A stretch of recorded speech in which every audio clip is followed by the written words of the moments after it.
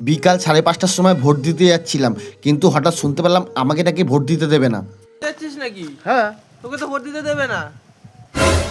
মানে কেন? ভোটের সকাল হলেও আজকেও কিন্তু আমার আজ বেলা 10টা বেজে গেছিলো ঘুম থেকে উঠতে। এরপরে বিস্কুটটাকে চায়ের মধ্যে চুবিয়ে দিয়ে টিভি দেখতে থাকলাম এবং ভোটের খবর শুনতে থাকলাম। ভোটের দিন খবর শোনার মজাই আলাদা। এরপরে কিন্তু দোকানের কাজ করতে বসে গেলাম। তারপরে বন্ধুরা ফোন করলো, কিরে ভোট দিতে যাবি না? আমি বললাম এখন যাবো না, তোরা চলে যা, আমি যাবো বিকেল 5টার সময়। যা ভিড় পড়ে, এই ভিড়ের মধ্যে আমি লাইনে দাঁড়াতে পারবো না। তাই তো তাড়াতাড়ি কাজকর্ম করে ভাত দিয়ে ডাল দিয়ে মাছ দিয়ে খেয়ে নিলাম।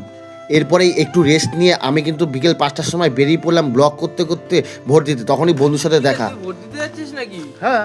তোকে তো ভোট দিতে দেবে না। মানে কেন? তুই তো মোবাইল নিয়ে যাচ্ছিস। ও মোবাইল নিয়ে যাওয়া যাবে না? না, এলাও নেই তো মোবাইল নিয়ে। যা, মোবাইল নিয়ে নাকি ঢুকতেই দেবে না, মোবাইল নিয়ে গেলে নাকি ওখানে আমাকে ভোট দিতে দেবে না। ভেবেছিলাম ভোট দিতে গিয়ে একটা ব্লক করবো, তো যাই হোক প্রশাসনের নিয়ম আমাদের তো মানতেই হবে। এরপরে কিন্তু ভোট দিয়ে আমি চলেও আসলাম। তারপরে কিন্তু আমি চলে গেলাম সঙ্গে সঙ্গে আমার দোকানে। আজকে যেহেতু ছুটি বাজার ছিল, তাই কিন্তু আমার দোকানে প্রচুর ভিড় ছিল এবং তাড়াতাড়ি আমার চপ বিক্রি করে বাড়িও চলে আসলাম।